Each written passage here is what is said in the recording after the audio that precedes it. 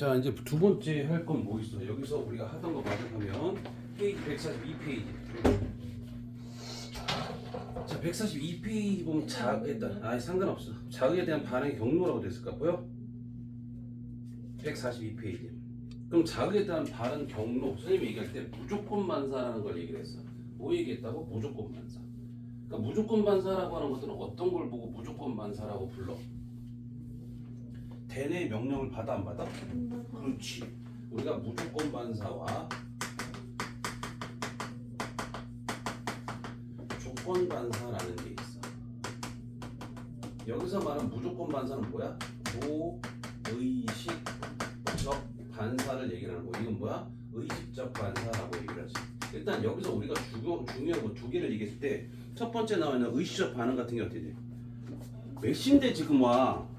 그 수학생 갔다 온. 아무리 수학생이 갔다 와도 수업이 먼저지.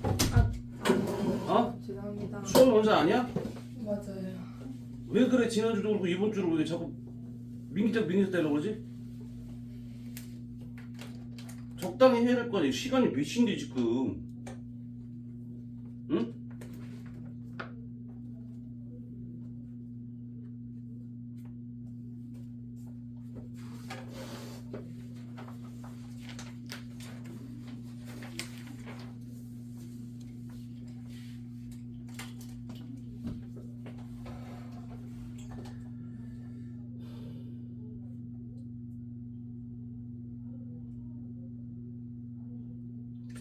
의식적인 반응, 대뇌의 판단 과정을 거쳐 자신의 의지에 따라 이런 반응을 보고 의식적 반응이라고 이러지. 대뇌가 반응이 중추다라고 이럽니다.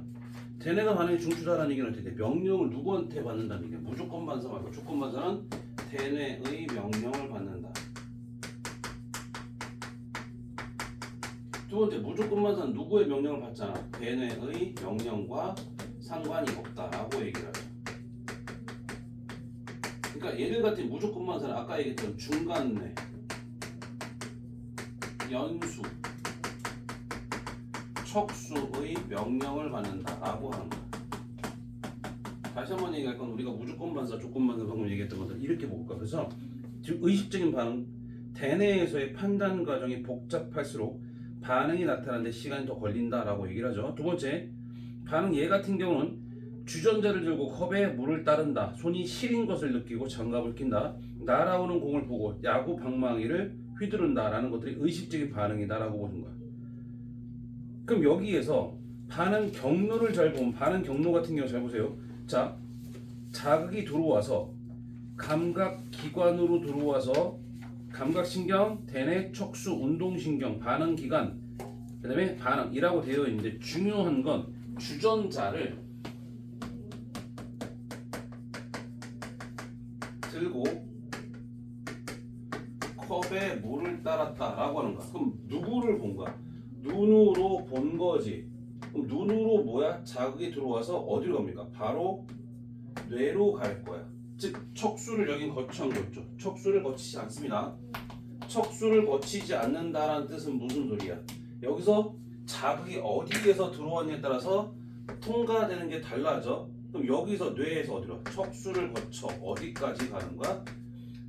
팔까지 간다라고 보는 거지. 즉 다시 말하면 여기로 들어올 땐 척수를 거치지 않았고 여기는 척수를 거친다. 구분해야 돼.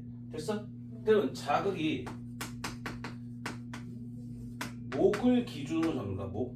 목을 기준으로 잡았어.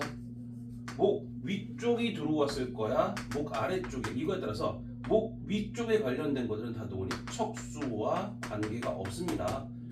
척수와 관계가 없다는 뜻은 무슨 뜻이냐? 자, 내가 물건을 보고 찡그린다. 이 소리는 뭐야? 찡그린다는 얘기는 물건을 봤다는 얘기는 어디로 왔다는 얘기야? 눈으로 들어오지. 그럼 이건 얼굴이 있죠. 그럼 눈으로 들어왔던 애가 얼굴로 온다는 얘기는 결과적으로 누구니? 얘들 같은 경우는 척수를 거치지 않아요. 근데 손으로 벽을 더듬는다 라는 얘기는 어떻게 돼? 손으로 라는 얘기는 이건 누구야? 목 아래죠. 그러면 손으로 벽을 더듬어서 불을 켰다라고 하는 것들은 어떻게 돼? 얘들 같은 경우도 목 아래. 그래서 얘는 뭐가 된다는 얘기야? 척수가 관여하겠죠. 구분은 좀 이렇게 해주세요. 됐습니까? 자, 일단 의식적인 반응이라고 하는 거 요거 얘기하면서 의식적인 반응, 주전자를 들고 컵에 물을 따른다. 손이 시린 것을 느끼고 장갑을 낀다. 날아오는 공을 보고 야구 방망이를 휘두른다. 다 마찬가지 의식적인 반응인데 여기서 제일 중요한 건 누구니? 척수를 거칠 거야 안 거칠 거야 이게 제일 중요하다라고 말씀드렸습니다. 무조건 반사 무엇입니까? 대뇌 판단 과정을 거치지 않고 뭐라 썼어? 자신의 의지와 관계없이 일어나는 무의식적인 반응. 들칠 것 자신의 의지와 관계없이 일어나는 무의식적인 반응. 그 다음에 연수, 척수, 중간내가 중추다라고 얘기했죠. 그 다음에 빠르게 일어나기 때문에 위험한 상황에서 몸을 보호하는 데 중요한 역할을 합니다. 척수, 뜨겁거나 날카로운 물체에 몸을 닿았을 때 몸을 움츠린다. 그 다음에 무릎 반사 이런 것들은 척수 반사라고 얘기를 하고요. 재채기, 딸꾹질, 침분비 이런 것들은 연수 반사죠. 중간내 같은 경우는 동공 반사라고 하는 거죠. 침분비 같은 게 약간 달라져요. 침분비 같은 경우도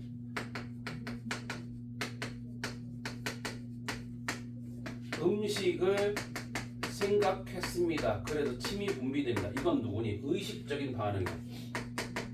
근데 음식에는 음식을 입에 넣었다. 이건 뭐가 되는 겁니까? 무의식적인 반응이 되겠죠. 의식적인 반응과 무의식적인 반응 그 정도는 구분해 주셔야 됩니다. 밑에 보시면 척수, 연수라는 거 다시 한번 얘기했고 중간내, 동공반사라고 얘기하죠. 자, 뜨거운 주전자에 손이 다 급히 뗄 때라고 썼어요. 이건 어디서 명령을 내릴 거니? 척수가 명령을 내리죠. 명령 내리는 장소가 다른가? 의식적인 반응과 무조건 반사는 어떻게 돼? 명령을 내리는 장소가 다르다라고 생각하시면 명령을 내리는 주체가 다른 거야. 됐습니까? 기억하시면 되겠죠? 자, 바로 옆에 보면 2번에 반응 경로 비교라고 되는데 첫 번째, 앞정을 밟았을 때 자신도 모르게 발을 든다. 누구야? A, G, E로 가죠. A, G, E로 갔다는 얘기는 어떻게 돼? 명령을 누구에서 명령을 내려줍니까? 척수에서 명령을 내려줍니다. 됐어요? 척수에서 명령을 내려주는 거. 두 번째, 공을 보고 원하는 방향으로 친다. 공을 봤으니까 어디로 갑니까? 눈으로 자극이 들어오죠. 네. 그럼 대뇌에서 명령을 받은 다음에 누구니? D에서 E까지 간다 생각하시면 되겠고요. 그런데 눈을 감고 더듬어서 책상 위에 연필을 집어든다는 얘기는 A에서 들어온 자극이 척수를 거쳐서 C에서 명령을 받은 다음에 다시 척수를 거쳐 E로 가는 거죠. 즉 자극이 어디로 들어왔느냐에 따라서 척수를 거칠 거니 안 거칠 거니가 결정된다라는 얘기입니다. 자, 그 정도 보시면 되겠고요. 다시 보던 거 마지막 이제 C 호르몬. 호르몬은 우리 몸에서 많은 양이 아니라 적은 양으로 생리 기능을 조절해주는 물질을 보고 우리가 호르몬이라고 부르죠. 호르몬의 주성분은 단백질입니다. 호르몬의 주성분은 단백질이다라는 얘기는 열을 가하면 호르몬은 변성될 수 있습니다. 자, 봅니다. 호르몬 특정 세포나 기관으로 신호를 전달하여 몸의 기능을 조절하는 물질을 보고 우리가 호르몬이라고 부르죠. 1번 내분비샘에서 만들어져 혈액으로 분비되어 혈관을 통해 온몸으로 이동됩니다. 줄중칠과 내분비샘이라고 줄쳐놓고요. 그다음 내분비샘과 외분비샘의 차이를 잠깐 말씀드리면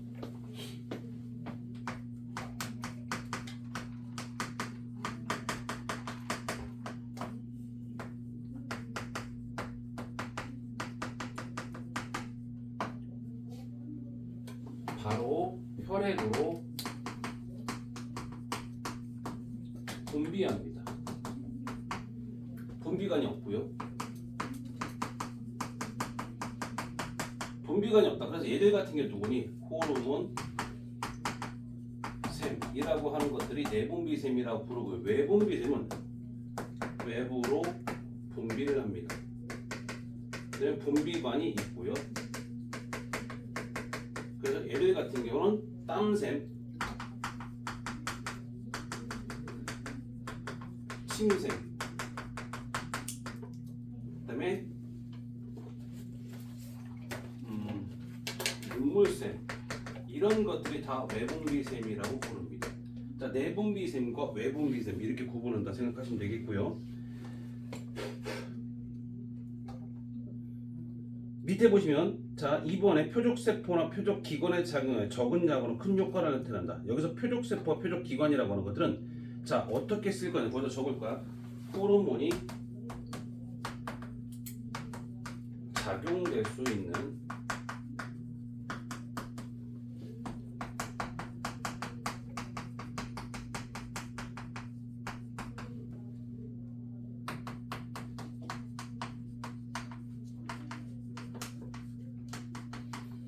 특정되어 있다라고 얘기해요. 특정되어 있다는 뜻은 무슨 소리입니까? 아주 특정한, 즉 어떤 값이 정해져 있다는 얘기죠. 다시 말하면 거기서 밑에 보면 호르몬 지금 얘기할 건데, 예를 들어서 항이뇨 호르몬이라고 하는 것들은, 항이뇨 호르몬은 누구한테만 작용할 거야? 항이뇨 호르몬은 콩팥에서만 작용합니다. 다른 데는 작용하지 않고 콩팥에서만 작용됩니다. 됐어요? 자, 그 정도 보시면 되겠고요. 밑에 갑니다. 3번에 호르몬의 양이 너무 많거나 적으면 몸에 이상 기능을 나타낼 수 있습니다 라고 이러죠. 너무 많거나 적으면, 이란 얘기는 너무 많으면 과다증이 생기고요, 적으면 결핍증이 생기죠. 그래서 호르몬의 양이 너무 많거나 적으면 몸에 이상이 나타날 수 있습니다 라고 생각하시면 되겠죠. 일단 4번에 호르몬과 신경의 작용 비교라고 했는데 별표 하나 쳐놓고 지금 박스를 쳐서 보셔야 됩니다. 호르몬은 전달 매체가 혈액입니다. 혈액이기 때문에 되게 빠른 게 아니라 천천히 흘러가죠. 느립니다. 효과 지속성을 보면 지속적으로 나타날 건데 작용 범위가 훨씬 넓죠. 신경은요, 전달 매체는 뉴런이라는 게 신경 전달 매체가 됩니다. 그 다음에 대신 얘네들 같은 경우 신호 전달 속도는 되게 빠르죠. 빠른 대신에 일시적인 효과를 나타내고요, 작용 범위도 좁아요. 별표처럼 외우시라고 말씀드렸습니다. 밑에 내분비샘과 호르몬 나왔는데, 거기서 내분비샘에서 뇌하수체, 갑상샘, 부신, 이자, 난소, 종소하는데 외울 거는요, 뇌하수체에 생장 호르몬 체크하실 거고, 갑상샘 자극 호르몬 체크하실 거고, 항인 호르몬 세 가지 체크하시고요. 그다음 갑상샘 티록신 체크하시고, 그다음에 부신에서 아드레날린, 그다음에 이자의 인슐린과 글루카곤까지 외우셔야 돼요. 어떤 역할들을 하는 거지. 맨 뒤에 있는 누구? 에스트로겐과 테스토스테론만 빼놓고 나머지 다 외우셔야 됩니다. 다시 말하면 어떻게 됩니까? 생장 호르몬은 몸의 생장을 촉진한다. 즉 생장 호르몬이 분비되어 키가 커진다는 얘기고요. 두 번째, 갑상샘 자극 호르몬은 갑상샘을 자극해서, 적으세요. 갑상샘을 자극해서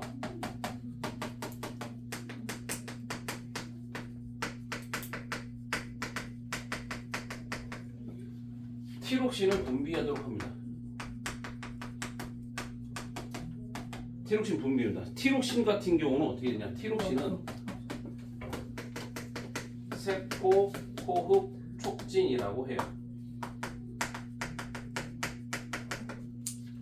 세포호흡 촉진이라고 얘기를 했던 것들은 뭐야? 세포호흡 촉진이라고 하는 것들은 얘가 분비됨으로 인해서 세포가 활발하게 작동해서 에너지를 생산을 많이 한다는 얘기입니다. 그다음 항이뇨 호르몬, 콩팥에서 물의 재흡수 촉진이라는 거 보시는 거고요. 즉 다시 말하면 항이뇨 호르몬이 분비되면 항이뇨 호르몬은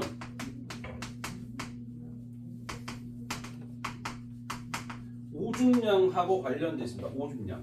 다시 말하면 이게 많이 분비되면 소변량이 어떻게 될까? 소변량이 감소될 거고요. 그 다음에 적게 분비되면 소변량이 증가됩니다. 다시 말하면 여기서 항이뇨 호르몬은 콩팥에서의 수분 재흡수 촉진이죠. 자, 기억해 주시면 되겠고요. 근데 밑에 보시면, 자, 티록신 같은 경우 설명드렸고, 항이뇨 호르몬 설명드렸죠.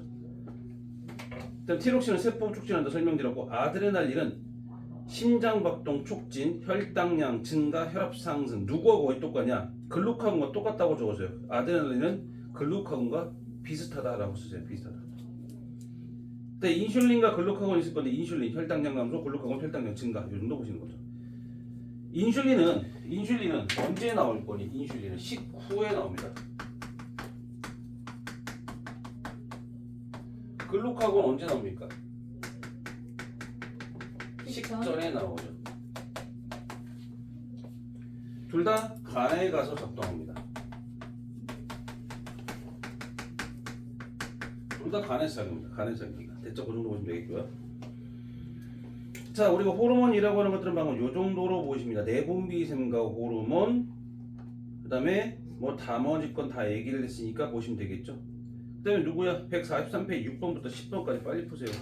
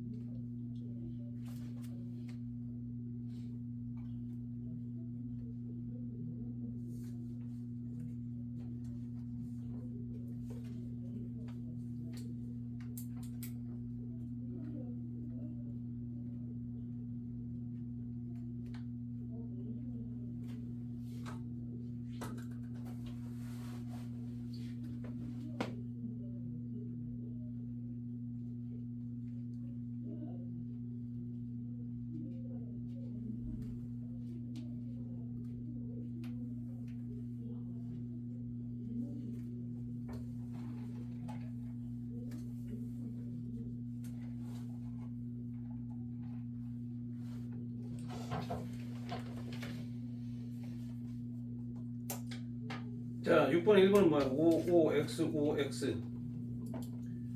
7번에 1번은 척수, 2번은 대뇌, 척수. 3번의 기억은 느림, 니은은 빠름, 디귿은 넓음, 리을은 좁음. 9번 A는 뇌하수체, B는 갑상샘, C는 부신, D는 이자, E는 난소, F는 정소. 10번의 기억은 갑상샘, 자극 호르몬, 니은 항이뇨 호르몬, 디귿은 티록신, 미음은 촉진, 미음은 감소, 비음은 글루카곤, 시옷은 증가, 이응은 테스토스테론. 자, 뒤로 가면 호르몬 관련 질병이라고 하는데 호르몬 관련 질병은 과잉이나 부족에 의해 여러 가지 질병이 나타난다. 즉 호르몬은 크기가 작다. 그래서 양이 많이 필요하지 않아요. 적당량이 필요한데 생장 호르몬 결핍은 소인증이라고 얘기하죠. 소인증은 키가 정상인에 비해 매우 작은 게 소인증이라 부르고요. 두 번째, 거인증은 어떻습니까? 정상인에 비해 매우 큰 게 거인증인데 이건 성장기 때입니다. 성장기 때. 근데 말단 비대증은 뭐라 했습니까? 성장기 이후라고 되어 있죠. 성장기 이후라는 뜻은 무슨 뜻이야? 성장기 이후에서도 계속 분비가 됐다는 뜻입니다. 그래서 입술과 코가 두꺼워지고 얼굴 모습이 변합니다. 손과 발이 커집니다. 그래서 말단 비대증. 말단이라는 얘기는 우리 몸의 끝부분, 손, 발, 얼굴 이런 것들을 우리가 말단 비대증이라고 부르죠. 즉 생장 호르몬이 언제까지 나오냐에 따라 달라진다는 얘기죠. 성장기 때 계속 나오게 되면 거인증이 되는 거고요. 그다음에 말단 비대증, 즉 성장기 이후에 분비되게 되면 말단 비대증이 나타난다는 얘기죠. 그다음에 티록신 같은 게 결핍이 갑상샘 기능 저하증, 과다한 갑상샘 기능 항진증이라고 얘기하죠. 그러니까 티록신 결핍은요 쉽게 피로해지고 추위를 잘 타며 체중이 증가한다가 갑상샘 기능 저하증. 과다는요 맥박이 빨라지고 눈이 돌출되면 체중이 감소한다. 이게 뭐야? 갑상샘 기능 항진증이라고 얘기하죠. 근데 여기서 같은 경우는 일단 어떻게 돼? 티록신은 갑상샘 기능 저하증과 갑상샘 기능 항진증이라는 것도 나오지만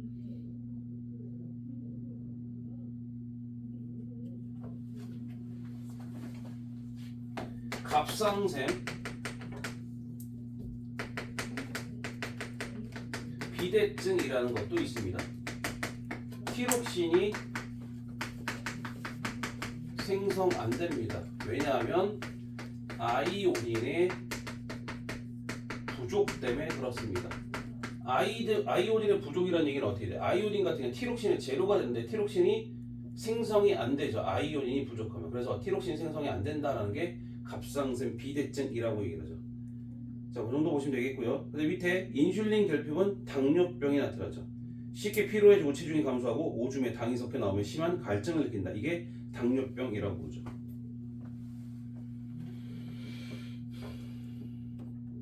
그 다음에 T 항상성 봅니다. 아까 전에 항상성이라고 말씀드렸는데 항상성은 몸 안팎의 환경이 변해도 적절하게 반응하여 몸의 상태를 일정하게 유지하는 성질을 보고 항상성이라고 불러요. 그러니까 외부 환경이 바뀌어 추위가 있든 더위가 있든 혹은 내가 물을 많이 먹든 적게 먹든 뭐 이런 것처럼 바뀌었을 때 뭐가 되는 겁니까? 바뀌었을 때 외부 환경과 전혀 상관없이 내 몸의 상태를 유지하려는 성질을 항상성이라고 부르죠. 그래서 체온 조절 과정이라는 게 되는데 체온 조절 과정은 간뇌의 명령으로 줄좀 간뇌의 명령입니다. 체온 조절은요. 그러니까 열 방출량과 열 발생량을 조절한다. 방출량은 뭘 얘기합니까? 방출량은 열의 발산이에요. 그러니까 빠져나감을 얘기를 합니다.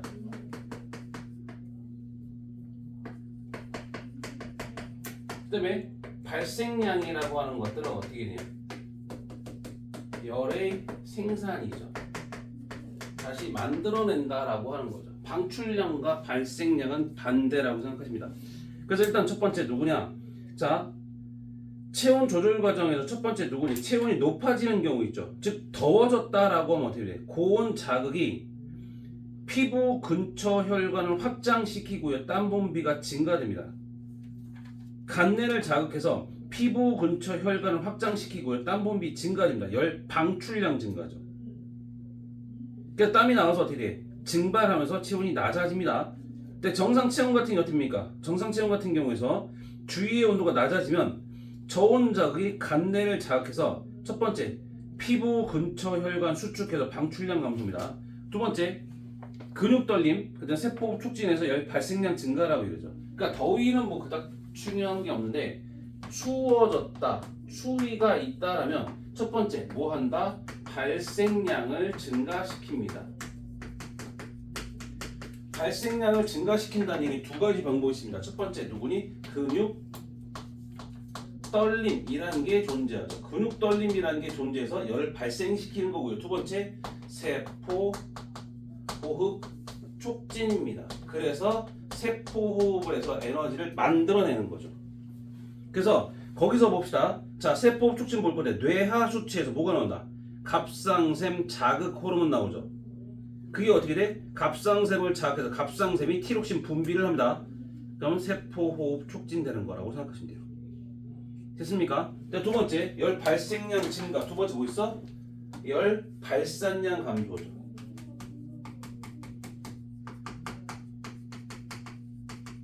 발산량 감소라고 하는 것들은 어떤 거 되는 거야? 열이 빠져나가는 걸 막아야죠. 그래서 어떻게 돼?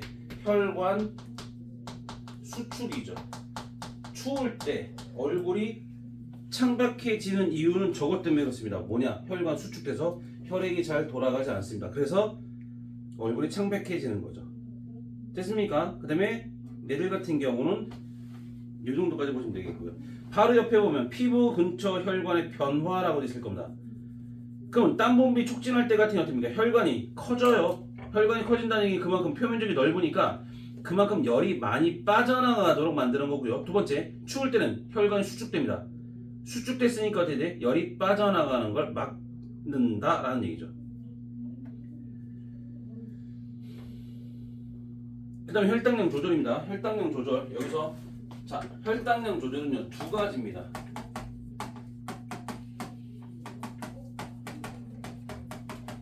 인슐린과 글루카곤이죠.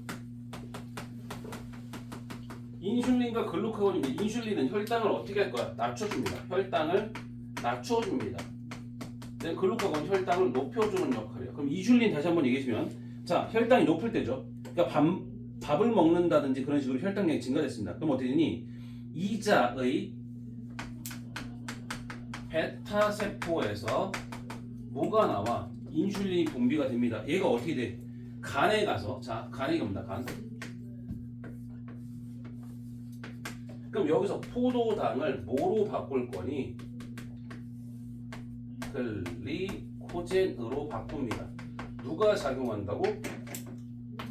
인슐린이 작용한다. 네, 인슐린이 작용했고요. 두 번째, 얘가 언제야? 식후죠. 근데 이렇게 바뀔 수도 있어요. 글리코젠을 포도당으로 바꿔주는 거죠. 누가 합니까? 얘는 글루카곤이라고 하는 게 됩니다. 언제? 식전. 밥을 안 먹게 되면 포도당이 없으니까 혈액 속에 있는 포도당 양을 감소시킵니다. 혈당량 높을 때, 혈당량 낮을 때 있죠. 혈당량 높을 때 다시 한번 이자에서 인슐린이 분비돼서 포도당을 글리코젠으로 바꿔줍니다. 두 번째, 세포에서 포도당을 흡수하도록 만들죠. 혈당량 낮아줍니다. 됐죠? 저 두 번째, 혈당량 낮을 때는 어떻습니까? 이자에서 글루카곤 분비됩니다. 그럼 여기에서 얘는 어떻게 돼? 이자의 알파 세포에서 분비가 됩니다. 요거까지 좀 적어주시고.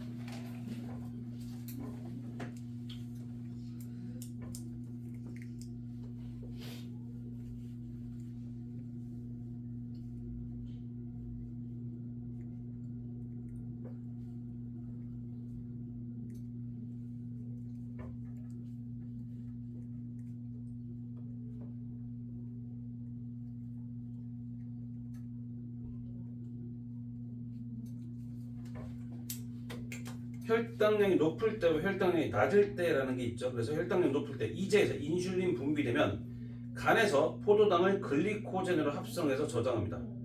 세포에서의 포도당 흡수 촉진, 혈당량 낮아짐, 이제에서 글루카곤 분비돼서 간에서 글리코젠을 포도당 분해서 혈액으로 내보내서 혈당량이 높아진다까지 보시는 거죠.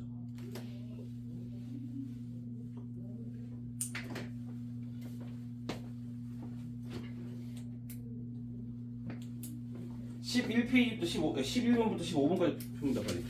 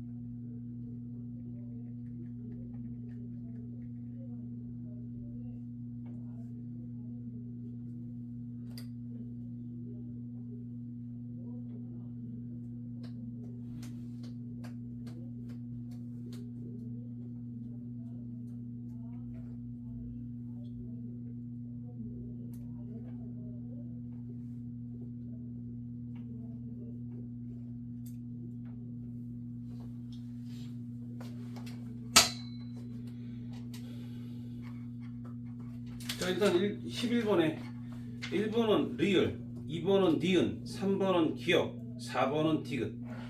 12번에 기억, 리을, 미음, 13번에 니은, 디귿, 14번에 A는 글루카곤, B는 인슐린, 15번에 1번은 B, 포도당, 글리코젠, 2번에 A, 글리코젠, 포도당. 이거 쓰시면 돼요. 자, 뒷페이지 가면 탐구 A. 자극의 종류에 따른 반응 경로라고 되어 있죠. 자, 한 사람은 의자에 앉아 자를 잡을 준비를 하고 다른 사람은 자의 윗부분을 잡고 자를 떨어뜨릴 준비를 합니다. B가 예고 없이 자를 떨어뜨리면 A는 떨어지는 자를 보고 잡습니다. 엄지손가락 위치의 눈금을 읽어 자가 떨어지는 거리를 측정합니다. 3번 과정 2를 5회 반복하여 평균값을 구합니다 라고 되어 있죠. 됐습니까? 과정이 이렇게 됩니다. 그래서 일단 어떻게 됩니까? 여기서 B가 예고 없이 자고를 떨었을 때 이게 어디? 눈으로 보고 잡는 거죠. 4번에 보시면 A의 눈을 가리는 후에 B가 땅 소리를 내는 동시에 자를 떨어뜨리면 A는 그 소리를 듣고 자를 잡는다. 엄지손가락의 위치의 눈금을 읽어 자가 떨어진 거리를 측정합니다. 평균값을 구한다라고 됐죠. 즉 왼쪽에 있는 실험은 눈으로 본 거고요.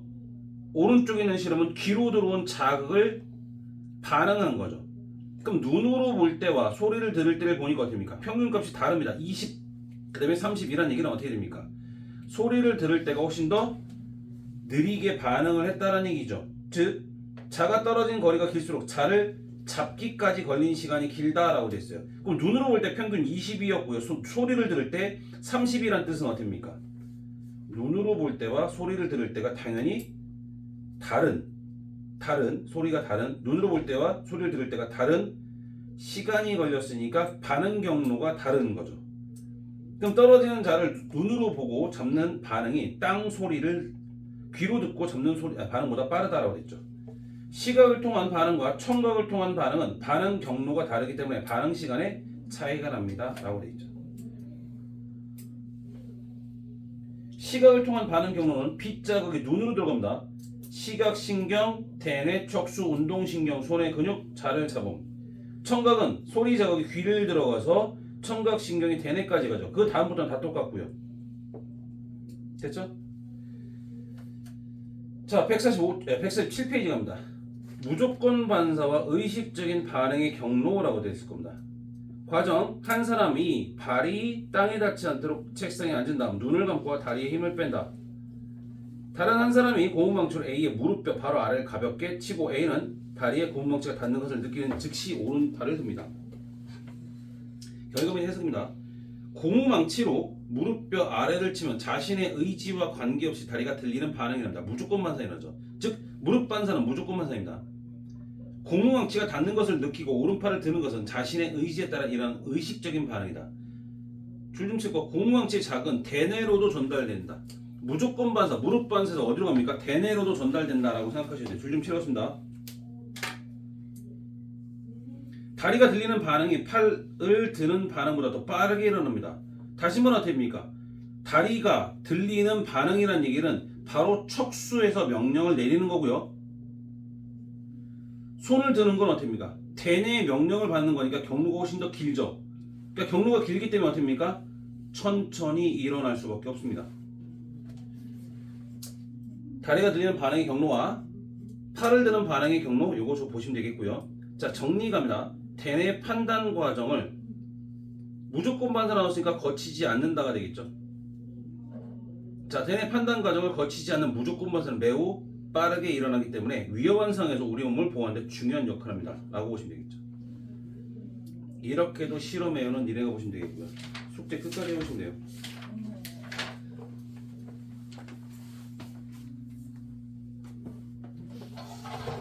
또 늦을 거야?